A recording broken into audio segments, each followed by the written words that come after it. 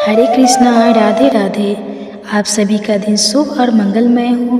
कान्हा जी की कृपा आप सब परिवारजनों पर सदा बनी रहे। श्रोताओं, आज हम श्रवण कराते हैं भागवत गीता का पहला अध्याय। तो श्रोताओं, चलिए बड़ी ही प्रसन्न मन से इस कथा का रसपान करते हैं। भगवत गीता परिचय और पहला अध्याय आसान हिंदी भाषा में प्रस्तुत करना। ज्ञान विलास श्रीमद् भागवत गीता हिंदुओं के पवित्रतम ग्रंथों में से एक है। महाभारत के अनुसार कुरुक्षेत्र युद्ध में भगवान श्री कृष्ण ने गीता का संदेश अर्जुन को सुनाया था। यह महाभारत के भीष्म पर्व के अंतर्गत दिया गया एक प्रसिद्ध है।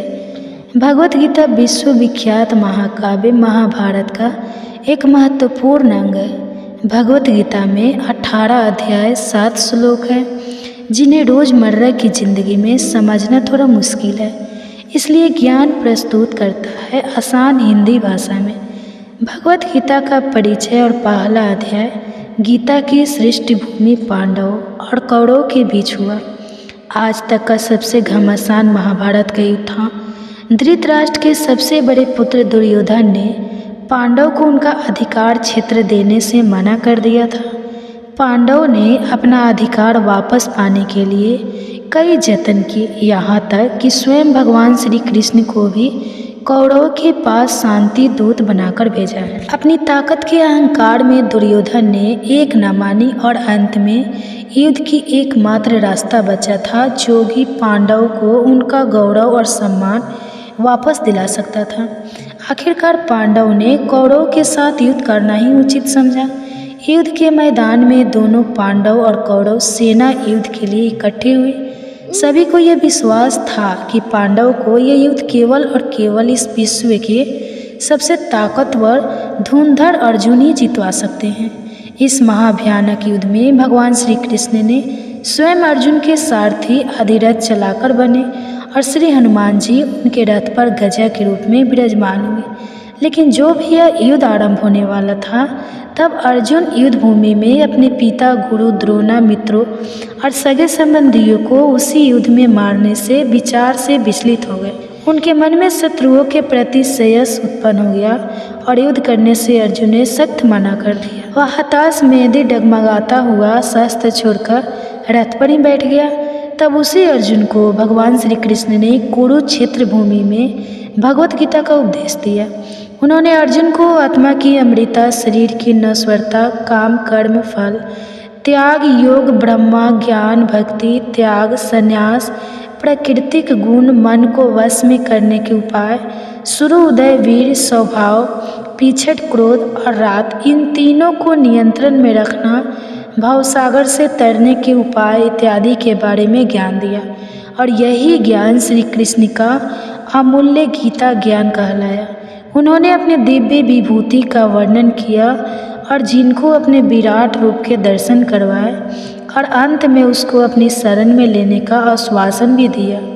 गीता का उपदेश सुनने से अर्जुन का विषाक्त उसका ज्ञान, उसका सारा मुहूर्त संधु है समाप्त हो गया। उसकी कर्तव्य भावना फिर से जागृत हुई और निष्काम भाव से वह युद्ध लड़ने को तैयार हुआ। उसने वह महाभारत का धर्म युद्ध लड़ा और अपने भाई युधिष्ठिर को उसका अधिकार वापस दिलाया। ज़्यादा में जहाँ आध्यात्म के साथ साथ दर्शन शास्त्र है और वहीं इसमें मानव जीवन में उठने वाली हर समस्या का समाधान भी है। गीता यह बताती है कि युद्ध में अपने बाहर वाले क्षेत्रों से ही नहीं, बल्कि अपने अंदर वाले अपने मित्र शत्रु से भी लड़ना है। भागवत गीता अपने कर्तव्य से बटे मनुष्य का मार्गदर्शन करती है और वही गीता उसे जीवन में अध्यात्मक और धार्मिक मान भी बताती है। जीवन में हमारे शत्रु बहुत है, वह न केवल बाहर है बल्कि हमारे अंदर भी है। बस इन्हीं पर मुक्ति पाना गीता का उपदेश है।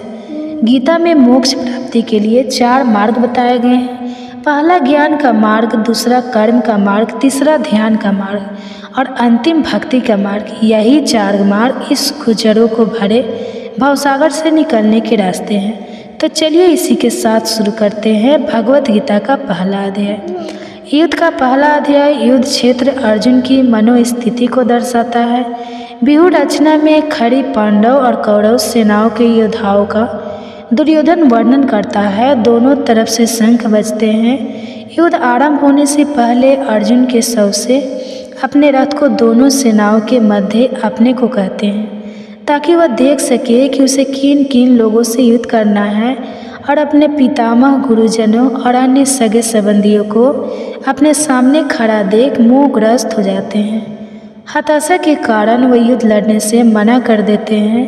धृतराष्ट्र संजय से पूछते हैं, संजय झा, मेरे और मेरे बड़े भाई पांडु के पुत्र युद्ध भूमि में युद्ध की इच्छा से एकत्रित हुए तो उन्होंने क्या किया? संजय ने उत्तर दिया, महाराज, जब दुर्योधन ने पांडव सेना को विश्व रचनाओं में खड़ा देखा तो वह बोला, आश्चर्य, पांडव पुत्र के इस विशाल सेना को देखिए, जिसके बुल्लू आकार को आपकी बुद्धिमान शिष्य राजा द्रुपद के पुत्र धृष्टद्युम्न ने रचा है।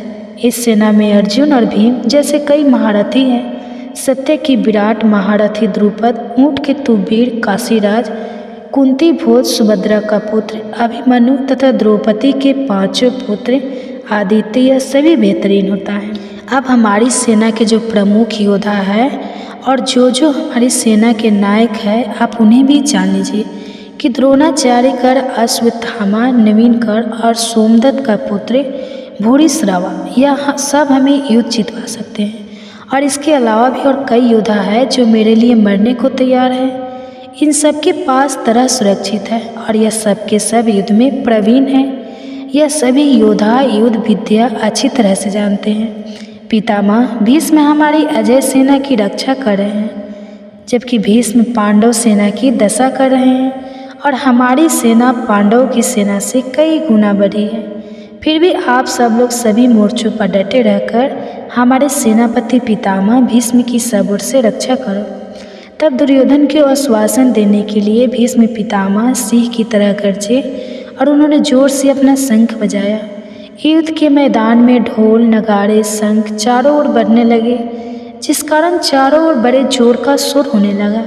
तब श्री कृष्ण, अर्जुन और सभी पांडवों ने भी अपने अपने दिव्य शंख बजाए। श्री कृष्ण ने अपना पांचजन्य शंख और अर्जुन ने अपना देवदंत शंख बजाया।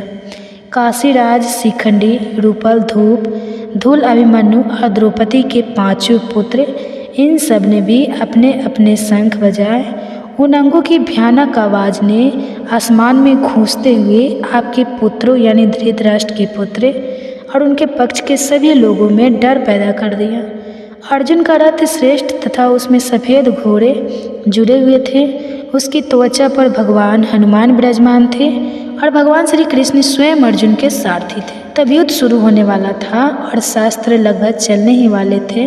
तब अर्जुन ने कौरव सेना में धृतराष्ट्र के पुत्रों और संबंधियों को देख अपना धनुष उठाया और केशव से कहा, हे गाँव में रथ को दोनों सेनाओं के बीच कौरव सेना के पास खड़ा करो, ताकि मैं उन योद्धाओं को देख सकूं। सचिन के साथ मुझे युद्ध लड़ना है। मैं उन सभी लोगों को भी देखना चाहता हूँ जो यह युद्ध लड़ने के लिए आए हैं और जो इस युद्ध में धृष्ट बुद्धि का साथ देने आए हैं। और उनके ऐसा कहने पर श्री कृष्ण ने अर्जुन के रथ को दोनों सेनाओं के मध्य जाकर भीष्म, द्रोण और अन्य सभी राजाओं के सामने खड़ा कर दिया और अर्जुन से कहा, लो पाठ, सब इकट्ठे खड़े गुरुओं को अच्छी तरह से देख लो। इस अवधि के साथ तुम्हें युद्ध करना है।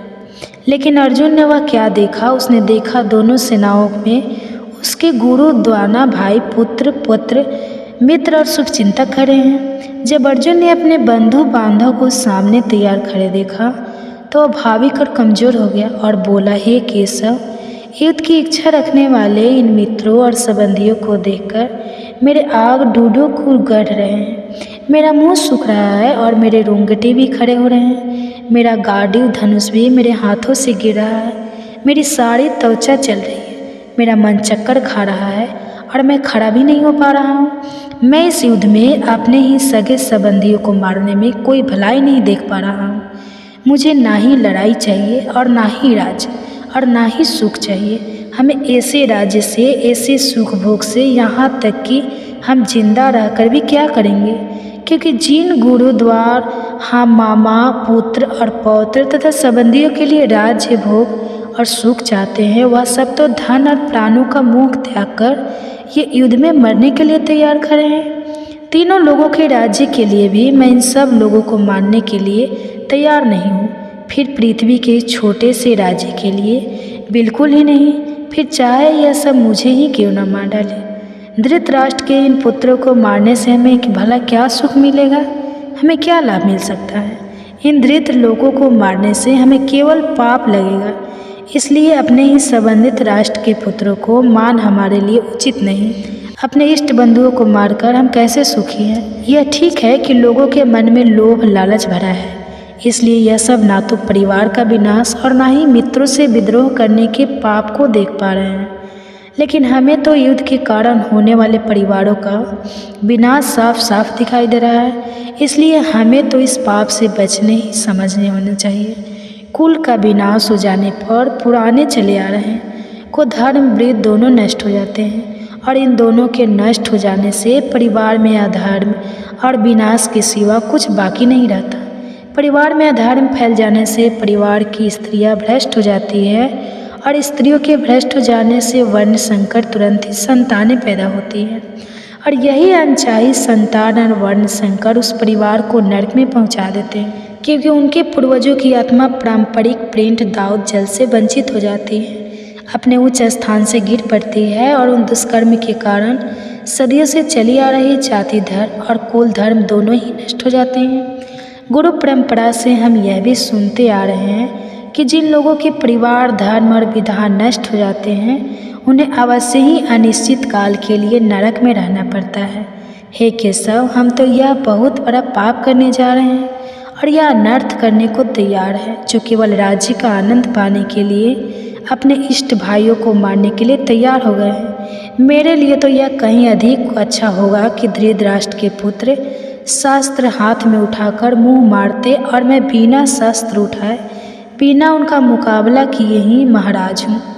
यह कहकर अर्जुन रण क्षेत्र में अपना धनुष बाण नीचे रखा और निर्वाचित होकर रथ पर बैठ गया। इसी के साथ भगवत गीता का पहला अध्याय खत्म होता है। बाकी के अध्याय भी आपको जल्द ही चैनल पर देखने को मिलेंगे। इसके लिए चैनल सब्सक्राइब जरूर करें ताकि आप अगले अध्याय कभी भी मिस ना कर पाए।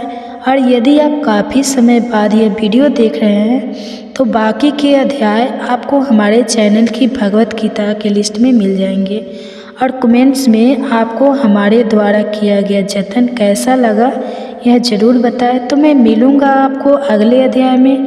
तब तक के लिए जय श्री कृष्णा, राधे राधे। से हर गर्भवती को सुनना चाहिए, जिसे सुनने से गर्भवती के पल रहे बच्चे की उम्र लंबी होती है और बच्चे बुद्धिमान पैदा होते हैं। तो गर्भ गीता भगवत गीता का मुख्य ज्ञान रूप है। जिस प्रकार मंदिर के गर्भगृह में भगवान वास करते हैं, उसी प्रकार भगवत गीता का मुख्य ज्ञान गर्भ गीता में समाया है। अपने परम कल्याण के लिए हर मनुष्य को इसका श्रवण करना चाहिए। गर्भावस्था में माँ संतान का विभाग्य निर्माण करती है, इसलिए हर गर्भवती को इसे जरूर सुनना चाहिए।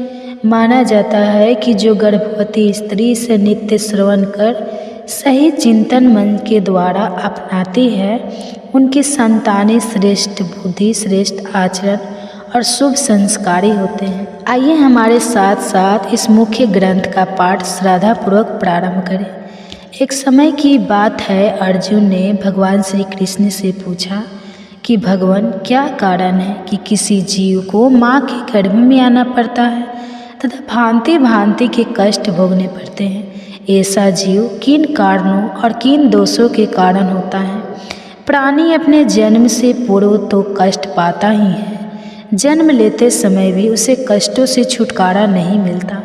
उसके बाद आजीवन मृत्यु काल तक उसे रोग कष्ट आदि का सामना करना पड़ता है।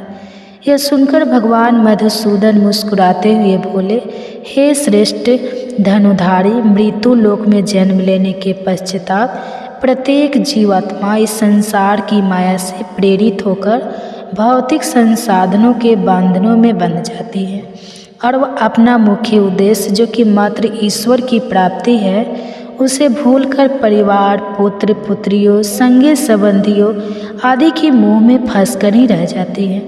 मृत्यु पर पर्याप्त तक इन सभी में फंसे होने के बाद जब जीव का अंतिम समय आता है तो वह अपनी अधूरी इच्छाओं के बारे में ही सोचते हुए प्राण त्याग देते हैं। ऐसा इस कारण होता है कि मानव जाति कभी संतुष्ट नहीं होती, उसे सदैव कुछ और की चाहत बनी रहती है। यही कारण है कि मनुष्य बार बार जन्म लेता है तथा मरता रहता है तथा यह चक्र नीर चलता ही रहता है। अर्जुन पूछते हैं, हे प्रभु, इस माया से पार पाना तो बड़ा कठिन कार्य है। बड़े बड़े ऋषि मुनि भी इससे पार नहीं पा सके, तो साधारण मनुष्य की तो बात ही क्या है। काम, क्रोध, लोभ, मोह और अहंकार यह 5 ऐसे शत्रु हैं जिनसे मानव दिन रात जूझता रहता है। कृपया यह बताइए कि साधारण मनुष्य इनसे छुटकारा पाकर अपना मन किस प्रकार प्रभु भक्ति की ओर मोड़े, क्योंकि यह मन तो मदमस्त हाथी की भांति है जो कभी भी टिके नहीं रहता। इसकी गति वायु के वेग से भी अधिक तीव्र है। इस मन रूपी मस्त हाथी को किस प्रकार नियंत्रित किया जा सकता है? श्री कृष्ण कहते हैं, मन रूपी हाथी को नियंत्रित करने के लिए ज्ञान रूपी अंकुश की आवश्यकता पड़ती है। भक्ति और ज्ञान को अभ्यास के द्वारा ही प्राप्त किया जा सकता है। अहंकार करने से मानव का जीवन नरक के समान बन जाता है। उसका मन सदैव व्याकुल ही रहता है तथा कभी भी शांत नहीं होता। अर्जुन पूछते हैं, क्या कारण है कि किसी की पत्नी की मृत्यु अल्पायु में ही हो जाती है तथा पिता के रहते पुत्र की मृत्यु हो जाती है? श्री कृष्ण बताते हैं, जो व्यक्ति कर्ज लेकर उसे नहीं चुकाता उसके दंड स्वरूप उसकी पत्नी की मृत्यु हो जाती है तथा जो किसी व्यक्ति की अमानत लेकर उसे नहीं लौटाता उसके बच्चे मर जाते हैं। यह भयंकर पाप है। तब अर्जुन पूछते हैं, मनुष्य किस कारण से आजीवन रोगी रहता है तथा किस प्रकार पशु योनि को प्राप्त करता है? भगवान कहते हैं, पार्थ, जो मनुष्य कन्याओं तथा महिलाओं को बेचने का व्यापार करता है वह भयंकर रोगों से पीड़ित रहता है तथा जो अभय पदार्थों का सेवन करता है, मदिरा पान कर दूसरे को प्रताड़ित करता है, वह गधे का जन्म प्राप्त करता है। इसी प्रकार झूठी गवाही देने वाले अगले जन्म में स्त्री बनते हैं। जो भोजन का भोग भगवान को न लगाकर पहले स्वयं ग्रहण कर लेते हैं, वे शुक्ल आदि में जन्म लेते हैं। अर्जुन पूछते हैं कि किन कारणों से इस जन्म में कोई धनी तथा कई वाहनों के स्वामी बनते हैं? श्री कृष्ण कहते हैं, जो मनुष्य उचित रीति नीति से स्वर्ण दान करते हैं, कन्या दान करते हैं, वो धन धान्य पाते हैं तथा जो व्यक्ति जिन्होंने कभी अन्न दान किया है वे रूपवान प्राप्त होते हैं तथा विद्या का दान करने वाले व्यक्ति विद्वान बनते हैं। इसी प्रकार संतों की सेवा करने वाले धनवान और पुत्रवान बनते हैं। अर्जुन पूछते हैं, मनुष्य धन तथा सांसारिक मोह माया में क्यों फंसा रहता है? श्री कृष्ण कहते हैं, जब प्राणी मेरी कृपा से वंचित हो जाता है तब वह सांसारिक बंधनों से मोह में आसक्त हो जाता है। संसार के समस्त बंधन नाशवान है, यही जानकर विवेकी जन इन बंधनों में फंसते नहीं हैं तथा इनसे दूर ही रहता है। वे जानते हैं कि लाभ हानि, जीवन मरण, यश अपयश तथा मान सम्मान सभी कुछ ईश्वर के अधीन है। संसार में घटने वाली प्रत्येक घटना परमात्मा की इच्छा से होती है। यही कारण है कि विवेकी जन सुख दुख चाहे किसी भी परिस्थिति में हो समान भाव से रहते हैं। जो मनुष्य इन सांसारिक बंधनों से दूर रहकर धार्मिक स्थलों में जाकर प्रेम तथा भक्ति भाव से मेरा दर्शन करते हैं, उनका नाश नहीं होता। श्री अर्जुन श्री कृष्ण को आगे समझाते हुए कहते हैं कि ऐसा ब्रह्मचारी तथा संयमी पुरुष जो सदैव ईश्वर की भक्ति तथा प्रकोप में लगा हो, उसे ही अपना गुरु बनाना चाहिए। गुरु के माध्यम से ही ईश्वर की प्राप्ति हो सकती है, अन्यथा नहीं। गुरु का निरादर करने वाला मनुष्य कभी भी ईश्वर की प्राप्ति नहीं कर सकता तथा आजीवन मृत्यु लोक में ही भटकता रहता है। ऐसे व्यक्ति का तो मुख भी नहीं देखना चाहिए। समस्त संसार के गुरु जगन्नाथ है, विद्या का गुरु काशी है तथा ब्राह्मण का गुरु सन्यासी है। सन्यासी उसे कहते हैं जो कि सभी कुछ त्याग कर मुझ में रम गया हो तथा अपना सर्वस्व ही मुझे समर्पित कर दिया हो। गुरु से विमुख व्यक्ति का तो भोजन भी अपवित्र हो जाता है, उसके सभी कर्म निष्फल हो जाते हैं। गुरु की सेवा करने वाले को सैकड़ों अश्वमेध यज्ञों के फल की प्राप्ति होती है। अर्जुन, जो भी इस गर्भ गीता में अंकित हम दोनों के स्वाद को सुनता और सुनाता और पढ़ता है, वह भी गर्भ के दुख से छुटकारा पा लेता है तथा नरक की 84 लाख योनियों के चक्र से मुक्त होकर जन्म तथा मरण से मुक्त हो जाता है। अतः प्रत्येक मनुष्य को इसे पढ़ना और सुनना चाहिए। ऐसा करने से भगवान श्री कृष्ण की अनुकंपा भक्त पर सदैव बनी रहती है तथा सभी मनोकामना पूर्ण होने के साथ साथ इस जन्म और पिछले जन्मों में किए गए पापों से भी छुटकारा मिलता है। तो बोलो जय श्री कृष्णा, राधे राधे। आप सुनिए, भगवान विष्णु ने कहा तुलसी दल चढ़ाने से क्या होता है, इसकी कथा भी सुनिए। देवर्ष नारद ने श्री ब्रह्मा जी से पूछा कि हे ब्रह्मा जी, अब आप मुझे कृपा कर यह बतलाइए कि तुलसी दलों को किस प्रकार तोड़ना चाहिए, किन किन तिथियों में तुलसी दल नहीं तोड़े जाते हैं, तुलसी दल तोड़ने का विशेष मंत्र क्या है, और इसके अलावा आप मुझे कृपा कर अब तुलसी जी की महिमा का भी वर्णन अवश्य कीजिए। तब देवर्ष नारद की प्रश्नों का उत्तर देते हुए श्री ब्रह्मा जी ने कहा, हे नारद, तुलसी दल या पतिया जब भी तोड़नी हो तो उसके लिए वैदिकी और व्यक्तिपादीन 2 युगों में रविवार, एकादशी, अमावस्या और पूर्णिमा, इन तिथियों में संक्रांति और जन्म मरण छूत में तुलसी दल तोड़ना वर्जित माना गया है। इन तिथियों को भूल से भी तुलसी दल नहीं तोड़ना चाहिए। संक्रांति, अमावस्या, एकादशी और रात्रि और दोनों संध्याओं में अर्थात सुबह सूर्योदय से पहले और शाम को सूर्यास्त के बाद भी कभी तुलसी दल ना तोड़े। किंतु तुलसी के बिना श्रीहरि की पूजा संपूर्ण नहीं मानी जाती, इसलिए निषेध समय में तुलसी वृक्ष से अपने आप गिरी हुई पत्तियों से भी पूजा की जा सकती है। पहले दिन के पवित्र स्थान पर रखे हुए तुलसी दल से भी भगवान की पूजा की जा सकती है। अर्थात कहने का तात्पर्य यह है कि जो तुलसी दल आपने एक दिन पहले भगवान को अर्पित किए हैं, उन्हीं को गंगा जल से धुल के भगवान को अर्पित किए जा सकते हैं। शालिग्राम भगवान की पूजा के लिए इन वर्जित तिथियों में भी तुलसी दल तोड़े जा सकते हैं। बिना स्नान के और जूता पहनकर कभी भी तुलसी दल ना तोड़े और ना ही तुलसी जी को स्पर्श करें। हे देवर्ष, अब मैं तुम्हें तुलसी दल को तोड़ने का नियम भी बताता हूँ। तुलसी का एक एक पत्ता ना तोड़कर पत्तियों के साथ अग्रभाग को तोड़ना चाहिए। तुलसी की मंजरी कभी सभी फूलों से बढ़कर मानी जाती है। मंजरी तोड़ते समय उसमें पत्तियों का रहना भी आवश्यक होता है और इस प्रकार मंत्र पढ़कर पूज्य भाव से पौधों को बहुत ज़्यादा हिलाए डुलाए बिना तुलसी के अग्रभाग को तोड़ना चाहिए। इससे पूजा का फल लाख गुना बढ़ जाता है। यह मंत्र है, मात तुलसी गोविंद हृदयानंद करिनी नारायण से पूजा में चनो त्वा नमस्तुते। देवर्ष तुलसी दल तोड़ने के अन्य मंत्र इस प्रकार है। ओम सुभद्र नमः, ओम सुप्रभा नमः। तुलसी दल तोड़ते समय श्रद्धापूर्वक सबसे पहले तुलसी जी को प्रणाम करके फिर इन मंत्रों का जाप करते हुए तुलसी दल तोड़ना चाहिए। सभी को अपने घर में, अपने आंगन में तुलसी जी का पौधा अवश्य ही लगाना चाहिए। जहाँ पर नित्य नियम से तुलसी की पूजा होती है, उस घर में साक्षात लक्ष्मी जी का वास भी होता है।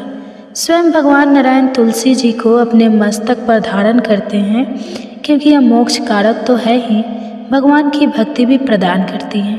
भगवान की उपासना, पूजा और भोग में तुलसी दलों का होना अनिवार्य माना गया है। हे देवर्ष, कहने का तात्पर्य यह है कि जो भी मनुष्य तुलसी अपने घर में लगाता है, जब तक उसकी शाखा प्रशाखा बीज पुष्प और सुंदर दलों के साथ पृथ्वी पर बढ़ती रहती हैं, तब तक उनके वंश में जो जो जन्म लेते हैं वो 2000 कल्पों तक श्रीहरि के धाम में निवास करते हैं। संपूर्ण पत्रों और पुष्पों को भगवान को चरणों में चढ़ाने से जो फल मिलता है वह बस एकमात्र तुलसी दल के अर्पण से ही प्राप्त हो जाता है। 100 भार स्वर्ण और 4000 भर रजत के दान का जो फल है, वही तुलसी वन के पालन से मनुष्य को बड़ी सुगमता से प्राप्त हो जाता है। जिसके घर में तुलसी का पौधा या बगीचा होता है उसका वह घर साक्षात तीर्थ के समान होता है और वहाँ यमराज के दूत भी कभी नहीं जाते हैं। नारद, अब मैं तुम्हें तुलसी की माला धारण करने के संबंध में कुछ महत्वपूर्ण बातें बताता हूँ। तुलसी की माला धारण करने के संबंध में शालिग्राम पुराण में कहा गया है कि भोजन करते समय तुलसी की माला का गले में होने से अनेक यज्ञों का पुण्य प्राप्त होता है। जो कोई तुलसी की माला धारण करके स्नान करता है उसे गंगा स्नान करने जैसी सारी नदियों के स्नान का फल प्राप्त हो जाता है। तुलसी माला तुलसी जी के पौधे से निर्मित की जाती है। तुलसी परम पवित्र और आध्यात्मिक तथा औषधि गुणों से अपने आप में परिपूर्ण है। इस माला से भगवान विष्णु, श्री राम, श्री कृष्ण और गायत्री मंत्र का जप अत्यंत सुखदायका से दीक्षित साधु, संत और गृहस्थी भक्त जन इसे कंठी के रूप में भी धारण करते हैं। तुलसी वन के नीचे किया गया पिंडदान पितरों के लिए अक्षय होता है, उन्हें मोक्ष प्रदान करता है। गले में तुलसी जी की माला धारण करने से जीवन शक्ति बढ़ती है, बहुत से रोगों से मुक्ति मिलती है। इस माला को धारण करने से शरीर स्वस्थ होता है, शरीर निर्मल, रोगमुक्त और सात्विक बनता है। तुलसी शरीर की विद्युत संरचना को सीधे सीधे प्रभावित करती है। इसको धारण करने से शरीर में विद्युत शक्ति का प्रभाव बढ़ता है और जीव कोषों द्वारा धारण करने के सामर्थ्य में वृद्धि होती है। गले में माला पहनने से बिजली की लहरें निकलकर रक्त संचार में रुकावट नहीं आने देती। प्रबल विद्युत शक्ति के कारण धारा के चारों ओर चुंबकीय मंडल विद्यमान रहता है। तुलसी की माला गले में धारण करने से आवाज़ सुरीली होती है, गले के रोग नहीं होते और हृदय पर झूलने वाली तुलसी माला फेफड़े और हृदय के रोगों से बचाती है। इसे धारण करने वाले के स्वभाव में सात्विकता का संचार होता है। तुलसी की माला धारण के व्यक्तित्व को आकर्षक बनाती है। अगर तुलसी की लकड़ी से बनी हुई मालाओं से अलंकृत होकर मनुष्य देवताओं और पुत्रों के पूजन आदि कार्य करे तो वह कोट गुना फल देने वाला होता है। जो मनुष्य तुलसी की लकड़ी से बनी हुई माला भगवान विष्णु को अर्पित करके पुनः प्रसाद रूप से उसे भक्तिपूर्वक धारण करता है उसके सभी पाप नष्ट हो जाते हैं। तुलसी जी के दर्शन करने पर सारे पाप समुदाय अपने आप ही भस्म हो जाते हैं। स्पर्श करने पर यह शरीर को पवित्र बनाती है, प्रमाण करने पर रोगों को निवारण करती है और जल से सींचने पर यमराज के भी भय पहुँचाती है।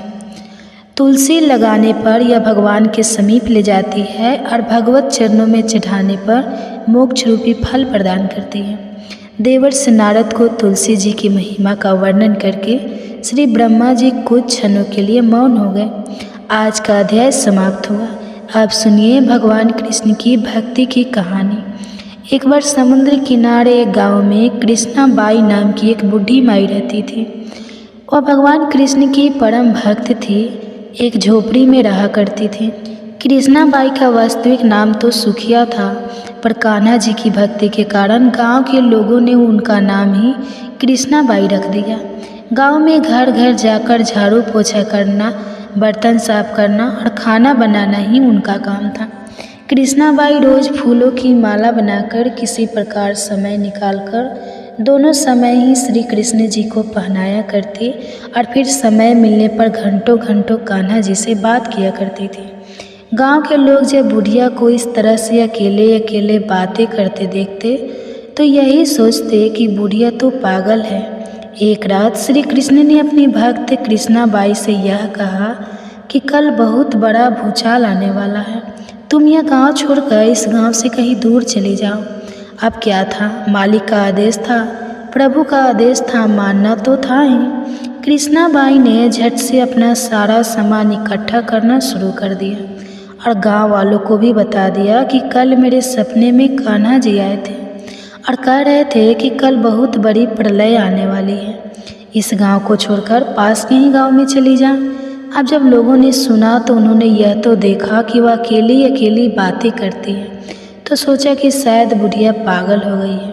तो अब वह लोग भला कहाँ उस बूढ़ी माई की बात मानने वाले थे। वह तो उसे पागल ही समझते थे। जिसने भी बूढ़ी माई की इस बात को सुना वही जोर जोर से ठाके लगाकर उसका मजाक बनाने लगता।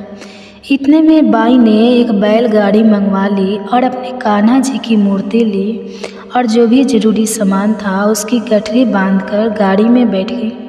गांव के बाकी लोग तो अपने अपने घर में बड़े ठाठ से बैठे हुए थे। कुछ लोग थे जो बूढ़ी माई का मजाक उड़ाने के लिए घर के बाहर खड़े हुए थे। किसी को आभास नहीं था कि अगले दिन क्या होने वाला है। इतने में ही बैलगाड़ी भी आ गई। बूढ़ी माई ने झट से अपना सारा सामान और कान्हा जी की मूर्ति उस बैलगाड़ी में रख दिया और वह गाड़ी में बैठकर चली गई। गांव के लोग उसके जाने पर उसकी मूर्खता पर हंसते रहे, उसका मजाक बनाते रहे।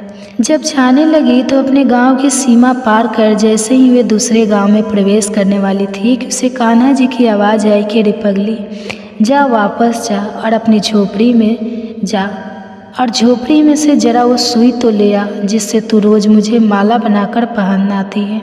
अब मूर्ति में से यह आवाज़ आई तो सुनकर बूढ़ी माई तो बड़ी बेचैन हो गई, तड़प गई कि मुझसे यह भारी भूल कैसे हो गई। अब मैं अपनी कान्हा जी की माला कैसे बनाऊं? यह तो मुझसे बहुत बड़ी गलती हुई। यह सोचकर उसने जल्दी से बैलगाड़ी वाले को रोका और बदहवास होकर बड़ी बेचैन होकर झोपड़ी की तरफ भागी। गांव वालों ने देखा कि यह बूढ़ी माई तो फिर से वापस आ गई, तो उसके पागलपन को देखते और खूब मजाक उड़ाते रहे। लेकिन बूढ़ी माई ने तो किसी की बात पर ध्यान ही नहीं दिया, किसी की बात को नहीं सुना, अनसुना कर दिया। और उसे चिंता थी तो बस सुई की, जिससे वह अपने कान्हा जी के लिए माला बनाया करती थी। अब जब वह अपनी झोपड़ी में गई तो झट से उसने झोपड़ी में एक कोने में तिनके में फंसी हुई वो सुई निकाल ली। सुई लेकर वह बूढ़ी माई जिस तरह से पागलों की तरह से नंगे पाँव ही दौड़ती आई थी, उसी तरह नंगे पाँव भागकर गाड़ी वाले के पास पहुँच गई। जब गाड़ी वाले के पास दौड़ती हावती पहुँची तो गाड़ी वाला कहने लगा, माई तू इतनी परेशान क्यों है? अरे कुछ नहीं होगा। माई ने कहा, अच्छा अब चल और जल्दी से अपने गांव की सीमा को पार कर। तुझे तो कुछ नहीं पता कि कल क्या होने वाला है और मेरे कान्हा जी ने मुझे सब कुछ बता दिया है। चल जल्दी कर। जब बूढ़ी माई ने गाड़ी वाले से कहा तो गाड़ी वाले ने तुरंत ही बूढ़ी माई का कहना माना और वह जल्दी जल्दी गाड़ी हाँककर गाँव से बाहर जाने लगा। जैसे ही गांव की सीमा उन्होंने पार की, पीछे मुड़कर देखा तो क्या देखा कि पूरा गांव ही समुंदर में समा गया। सबको जलमग्न हो गया था। पीछे छूटे गांव में सी प्रलय आई थी कि चारों ओर जिधर भी देखो पानी ही पानी नजर आता था, कहीं पर जमीन दिखाई नहीं देती थी। वो गाड़ी वाला भी कान्हा जी का बड़ा पक्का भक्त था। किसी तरह भगवान ने उसकी भी रक्षा करने में तनिक देर नहीं लगाई। तभी तो बूढ़ी माई का सहारा उसको कर दिया और अपने दोनों भक्तों को जान बचा ली। तो इस तरह से जब प्रभु अपने भक्तों की एकमात्र सुई तक इतनी चिंता करते हैं तो वे अपने भक्तों की रक्षा करने के लिए भला कितने चिंतित होते होंगे। जब तक उस भक्त की एक सुई उस गांव में थी, पूरी गांव बचा हुआ था। जैसे ही बूढ़ी माई ने उस गांव से अपनी सुई निकाली और वापस उस गांव से बाहर आई, तब तक पूरा गांव डूब चुका था। तो इसे कहते हैं सच्ची भक्ति की। भगवान अपने भक्तों को कोई भी कष्ट आने से पहले संकेत जरूर दे देते हैं और फिर भगवान के जो भक्त सच्चे हैं वह उनकी बातों पर और उन संकेतों पर विश्वास भी करते हैं। यह बात अलग है कि जो लोग भगवान पर विश्वास ही नहीं करते, उन्हें चाहे कितने भी संकेत मिल जाए वह अनहोनी का ही इंतजार किया करते हैं। और जब सब कुछ बर्बाद हो जाता है, जब सब कुछ खत्म हो जाता है, तब लोगों को एहसास होता है कि इस आने वाले खतरे का आभास तो उन्हें बहुत पहले हो गया था, लेकिन फिर भी उन्होंने सावधानी क्यों नहीं रखी। तो जो हमें आभास होता है यही वह संकेत है जो हमारे प्रभु हमें देते हैं। आप सुनिए तुलसी माता की कथा। प्राचीन समय की बात है। एक परिवार में ननद और भाभी साथ साथ रहा करती थी। ननद का विवाह अभी नहीं हुआ था। वह तुलसी जी के पौधे की बहुत सेवा करती थी। नियम से तुलसी को सींचती और दीपक जलाती थी, लेकिन उसकी भाभी को यह सारी बातें बिल्कुल भी पसंद नहीं थी। जब कभी उसकी भाभी को बहुत ज़्यादा गुस्सा आता तब वह अपनी ननद को ताना देते हुए कहती कि जब तुम्हारा विवाह होगा तो मैं इस तुलसी को ही बारातियों की खाने को दूंगी और तुम्हारे दहेज में भी तुलसी ही दूंगी। तुम्हें और कोई काम धंधा है नहीं, जब देखो तुलसी की ही सेवा करती रहती हो। कुछ समय बीत जाने पर ननद का विवाह तय हो गया। विवाह के दिन भाभी ने अपने कहे अनुसार बारातियों के सामने तुलसी का गमला फोड़ दिया, जिसकी सेवा उसकी ननद किया करती थी, और तुलसी के पत्ते खाने के लिए सभी बारातियों को दे दिए।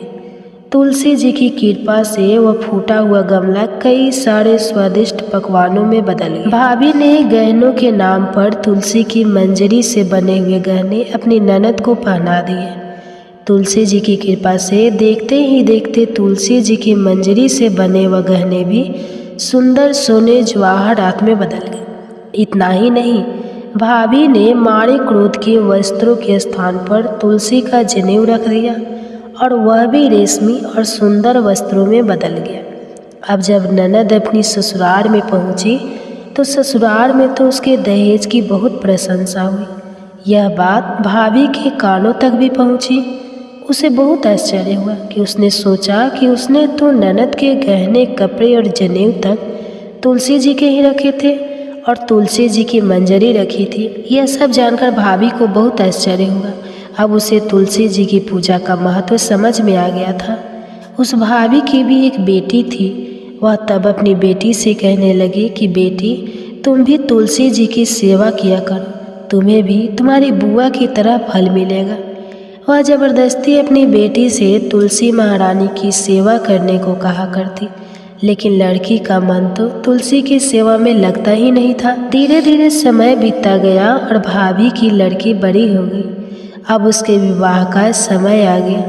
तब भाभी सोचने लगी कि जैसा व्यवहार मैंने अपनी ननद के साथ किया था, वैसा ही व्यवहार अब मैं अपनी बेटी के साथ भी करूँगी, तो यह भी गहनों से लद जाएगी और बारातियों को भी खाने में तरह तरह के पकवान मिलेंगे। भाभी मन ही मन सोचने लगी कि ससुराल में भी मेरी बेटी को बहुत मान सम्मान मिलेगा। यही सोचकर भाभी बारातियों के सामने तुलसी का गमला फोड़ देती है, लेकिन इस बार गमले की मिट्टी मिट्टी ही रहती है। मंजरी और पत्ते भी अपने ही रूप में रहते हैं। जनेऊ भी अपना रूप नहीं बदला। जब भाभी ने सभी बारातियों को खाने में तुलसी के पत्ते दिए तो ये देखकर सभी लोग और बारात भी भाभी की बुराई करने लगे। भाभी ने लालच में आकर अपनी बेटी के दहेज में भी तुलसी के पत्ते और मंजरी आदि रख दिए थे। जब बेटी अपने ससुराल पहुंची तो वहां पर भी उसकी बुराई ही हुई। भाभी गुस्से के कारण कभी भी अपनी ननद को नहीं बुलाती थी। एक दिन भाई ने सोचा कि मेरी पत्नी तो मेरी बहन को बुलाती नहीं है, क्यों ना मैं ही अपनी बहन से मिलकर आऊँ। यह सोचकर उसने अपनी पत्नी से कहा और कुछ उपहार अपनी बहन के लिए ले जाने की बात कही। तो भाभी ने थैले में ज्वार भरकर कह दिया कि यह लो और कुछ नहीं है, तुम यही लेकर जाओ। तब भाई बहुत दुखी मन से अपनी बहन के पास चल दिया। रास्ते में वह सोचता रहा कि कोई भला भाई अपनी बहन के घर ज्वार कैसे ले जा सकता है। यही सोचकर वह गौशाला के पास रुक गया और ज्वार का वह थैला उसने गाय के सामने पलट दिया। तभी एक ग्वाले ने यह सब देख लिया। तब उस ग्वाले ने आकर उसके भाई से कहा कि अरे, आप गाय के सामने यह हीरे मोती और सोना क्यों डाल रहे हो, इसे तो घास डालनी होती है। तब भाई ने मुड़कर देखा तो वह हैरान रह गया। फिर भाई ने ग्वाले की सारी बात बताई और धन लेकर खुशी खुशी अपनी बहन के घर चल दिया। दोनों भाई बहन एक दूसरे को देखकर बहुत प्रसन्न हो गए। तब बहन ने तुलसी माता से सच्चे मन से प्रार्थना की कि उसकी भाभी को सद्बुद्धि प्राप्त हो जाए और तुलसी माता की कृपा से उनके घर में सुख, समृद्धि और धन के भंडार भर जाए। तब कुछ दिनों के बाद देखते ही देखते भाभी का मन बदल गया और वह अपनी ननद को बहुत सम्मान देने लगी और वह भी सच्चे मन से तुलसी जी की सेवा करने लगी। तुलसी माता की कृपा से उनके घर में सुख, समृद्धि के भंडार भर गए। उनके घर में अब कलह कलेश नहीं होता था और सभी सुख से रहने लगे। तो प्रेम से बोलिए तुलसी माता की जय। अब आइए सुनते हैं कार्तिक स्नान की कथा, जिसे सुनने से घर में सुख समृद्धि का वास होता है। एक बार एक बूढ़ी माई थी जो चतुर्मास में पुष्कर स्नान किया करती थी। उनका एक बेटा और बहू थी। एक दिन बूढ़ी माई ने अपनी बहू को फलाहार बनाने को कहा तो बहू ने खाली टिफिन ही रख दिया। बेटा माँ को पहचानने के लिए पुष्कर गया तो रास्ते में एक जगह पर बेटा माँ से बोला, माँ फलाहार कर लो। जहाँ पानी मिला वहीं पर वह बूढ़ी माई अपने बेटे के साथ फलाहार करने बैठ गई तो भगवान की कृपा से खाली टिफिन फलों से भर गया। माँ ने फलाहार कर लिया और बेटा पुष्कर में माँ के रहने के लिए झोपड़ी बनाकर वापस घर आ गया। रात में बूढ़ी माई के दरवाजे पर श्रावण मास आया और दरवाज़ा खटखटा कर बोला, बूढ़ी माई दरवाज़ा खोल। तब बूढ़ी माई ने पूछा, आप कौन हो? तो उसने बोला कि श्रावण मास ने कहा मैं श्रावण मास हूँ। बूढ़ी माई ने तुरंत दरवाज़ा खोल दिया। बूढ़ी माई ने भगवान शिव और देवी पार्वती की पूजा अर्चना की, बेलपत्र से अभिषेक किया। जाते समय श्रावण मास ने बूढ़ी माई को खूब आशीर्वाद दिया और झोपड़ी की एक दीवार सोने की हो गई। इसके बाद भाद्रपद मास आया। उसने भी दरवाज़ा खोलने के लिए बूढ़ी माई से कहा। बूढ़ी माई ने दरवाज़ा खोला, सत बनाकर कजरी तीज मनाई। भाद्रपद मास ने बूढ़ी माँ को आशीर्वाद दिया और झोपड़ी की तीसरी दीवार भी सोने की हो गई। आश्विन मास आया और उसने भी दरवाज़ा खटखटाकर खोलने को कहा। बूढ़ी माई ने दरवाज़ा खोला, पितरों का तर्पण कर ब्राह्मण भोज कराकर श्राद्ध किया। फिर नवरात्रि में माँ दुर्गा को अखंड ज्योति जलाकर प्रसन्न किया। सत्य की विजय दिवस के रूप में और बुराई के अंत की खुशी में दशहरा मनाया। आश्विन मास नेते समय प्रसन्न होकर बूढ़ी माई की झोपड़ी की तीसरी दीवार भी बहुमूल्य हीरे रत्नों से जड़ दी और बूढ़ी माई को सदैव प्रसन्न रहने का आशीर्वाद दिया। इन सब के बाद कार्तिक मास आया। उसने भी बूढ़ी माई को दरवाज़ा खोलने को कहा। फिर क्या था, बूढ़ी माई ने दरवाज़ा खोला, अति प्रसन्न मन से कार्तिक स्नान किया, दीप दान कर दिवाली, गोवर्धन पूजा, भैया दूज, गोपाष्टमी, आंवला नवमी मनाई। कार्तिक मास ने जाते समय आशीर्वाद दिया और झोपड़ी के स्थान पर महल बना गया। बूढ़ी माई अब गरीबों की सेवा कर भजन कीर्तन में अपना समय बिताने लगी। कुछ समय बाद बेटा जब अपनी माँ को लेने आया तो माँ और झोपड़ी को पहचान नहीं सका। तत्पश्चात बेटा पड़ोस में जाकर पूछा। जब पड़ोसियों ने बताया तो बेटा माँ के चरणों में गिरकर बोला, माँ घर चलो, और सारे सामान के साथ वह अपनी माँ को घर लेकर आया। सासू माँ के ठाठ देखकर बहू के मन में लालच आ गया और उसने अपनी माँ को भी पुष्कर छोड़कर आने को कहा। तो उसका पति अपनी सास को भी पुष्कर में छोड़ आया, परंतु बहू की माँ की धर्म कर्म में बिल्कुल भी रुचि नहीं थी। वह तो 4 समय भोजन करती और दिन भर सोती। चारों मास उसके दरवाजे पर भी उसी तरह है जैसे बूढ़ी माई के दरवाजे पर आए और चले गए। जाते समय झोपड़ी जो भी थी वह भी गिर गई और बूढ़ी की माँ पुण्य मिलने के बजाय गधी की योनि में चली गई, क्योंकि स्त्री लक्ष्मी जी का रूप है और लक्ष्मी जी की तरह चंचल होना चाहिए, निश्चल होना चाहिए। भगवान की पूजा और अतिथि का सम्मान तथा दान पुण्य करना चाहिए। कुछ समय बाद बहू ने अपने पति से कहा कि जाओ और माँ को ले आओ। जब जम्हाई राजा सास को लेने गया तो वह कहीं नहीं मिली। लोगों से पूछने पर लोगों ने बताया कि तेरी सास धर्म कर्म कुछ भी नहीं करती थी, बस खाती थी और सोती थी, जिससे वह गधा की योनि में चली गई। जमाई ने देखा कि ये गधी वहाँ पर खड़ी हुई है तो जमाई अपनी सास यानी उस गधी को बांधकर घर ले आया और उसकी पत्नी ने पूछा, मेरी माँ कहाँ है? तब पति ने कहा कि तुम्हारे लालच की वजह से तुम्हारी माँ गधी की योनि में आ गई है। बड़े बड़े विद्वानों, ब्राह्मण, ऋषि मुनियों से पूछने पर उन्होंने बताया कि तुम्हारी सास के स्नान किए पानी से स्नान करने पर उसे मनुष्य योनि मिलेगी। तब बहू ने ऐसा ही किया और उसकी माँ पुनः मनुष्य योनि में आ गई। हे गाधा दामोदर भगवान, जैसा बुढ़िया माई को दिया वैसा सबको देना। कथा कहने वाले को, सुनने वाले को और हुंकारा भरने वाले को सबको देना। आप सुनिए कार्तिक मास महात्म्य में आज का अध्याय। एक दिन महाराज पृथु ने नारद जी से पूछा, हे देवर्षि नारद जी, समस्त गोपियों में राधा जी ही भगवान श्री कृष्ण को इतनी प्रिय क्यों है तथा कार्तिक मास में भगवान कृष्ण के साथ उनकी ही पूजा क्यों होती है? नारद जी ने कहा, हे राजन, पहले मनवंतर में पंचाल देश में प्राचीन बिही नाम का एक राजा था। उसने विष्णु भगवान का एक अत्यंत सुंदर और विशाल मंदिर बनवाया। उसमें नित्य प्रति विधि विधान से भगवान का पूजन हुआ करता था। उसी नगर की एक अति सुंदर स्त्री प्रेम में वहल होकर भगवान के सामने मोहक नृत्य किया करती थी। उसकी हर समय एकमात्र यही लालसा रहती थी कि वह किसी तरह भगवान के गले में बाहें डालकर नृत्य करे। एक दिन उसने अपना समस्त धन गरीबों में बांट दिया और भगवान के सम्मुख नाचते हुए अपने प्राण त्याग दिए।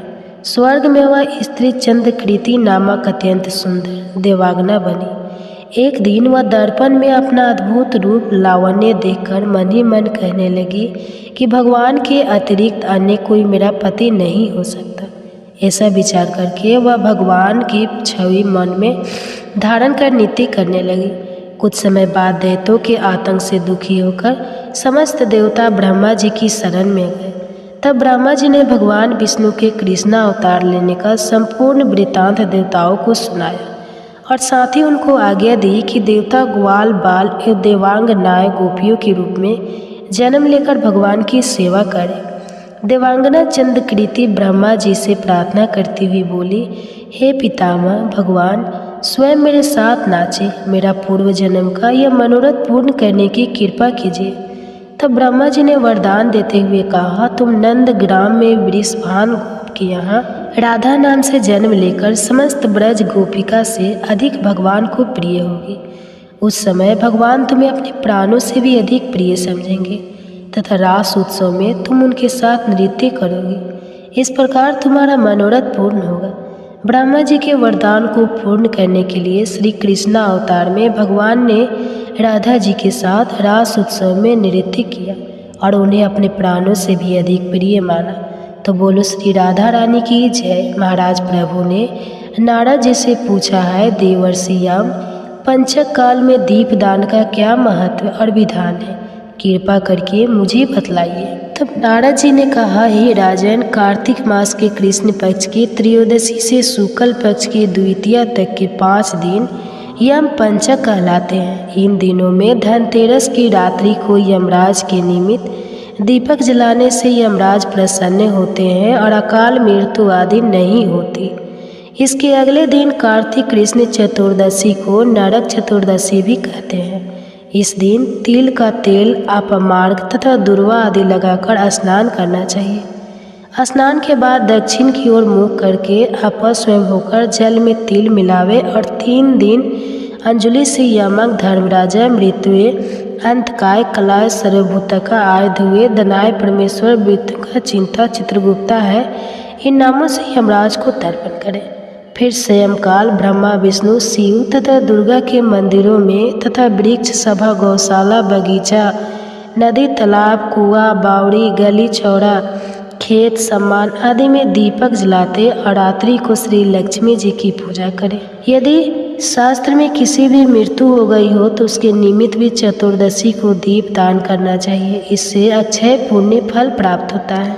इसके बाद कन्या, ब्रह्मचारी तथा तपस्वी जी है कौर की अमावस्या अर्थात दीपावली के दिन भी स्नान आदि से निर्वित होकर पितरों का पूजन और श्राद्ध करके ब्राह्मणों को भोजन करावे। फिर स्वयंकाल घर तुलसी के समीप देवस्थान, शमशान, नदी, पर्वत, चौरस्ता तथा गौशाला में दीपक जलावे। तत्पश्चात लक्ष्मी जी की स्तुति करके उनको जगावे। जिस प्रकार पतिव्रता स्त्री अपने पति से पहले जागती है, उसी प्रकार लक्ष्मी जी भी भगवान से 12 दिन पहले जागती है। अमावस्या को दिन में बालक, वृद्ध तथा रोगियों को छोड़कर अन्य कोई भोजन ना करे। स्वयं का लक्ष्मी जी का पूजन करने के बाद ही भोजन करे। घर को फूल माला आदि से संजोए। सारे घर में दीप माला करे। घर के सभी स्त्री पुरुष नवीन वस्त्र धारण करें और समस्त रात्रि लक्ष्मी जी के समक्ष नृत्य, गीत आदि करके हर्षोल्लास के व्यतीत करें। घर में समस्त रात्रि दीपक जलाना चाहिए। उस रात्रि को लक्ष्मी जी सब घरों में घूमती है और जो घर अधिक सुंदर तथा रमणीक होता है उसमें दीर्घकाल तक निवास करती है। एक प्रहर रात्रि शेष रहने पर दरिद्री अर्थात घर का कूड़ा करकट, सूप या पुराने पंखे पटककर बाहर फेंक देना चाहिए। ऐसा करने से वह घर धन धान्य से परिपूर्ण रहता है। दीपावली के अगले दिन गोवर्धन का गोवर्धन बनाकर बंधु बांधव सहित गोवर्धन पूजन करें तथा ब्राह्मण को भोजन करावे। स्वयं भी नवीन अन्न का भोजन करे। भगवान श्री कृष्ण ने इंद्र का मान मर्दन करके गोवर्धन पर्वत की पूजा इसी दिन की थी। सायंकाल के समय गौ तथा वृषभ अर्थात बैल की पूजा करें तथा अपने परिवार के भरण पोषण और रक्षा के लिए उनसे प्रार्थना करें। इसी दिन सायंकाल के समय बलि तथा उसकी पत्नी विद्यावती की मूर्ति बनाकर पूजन तथा दान आदि क्रियाएं करने से परिवार सुखी तथा समृद्ध रहता है। इसके आगे का वृत्तांत आप सभी आने वाले अध्याय में सुनिए। जय श्री कृष्णा, राधे राधे। अगर वीडियो पसंद आई तो हमारे चैनल को सब्सक्राइब करें। धन्यवाद।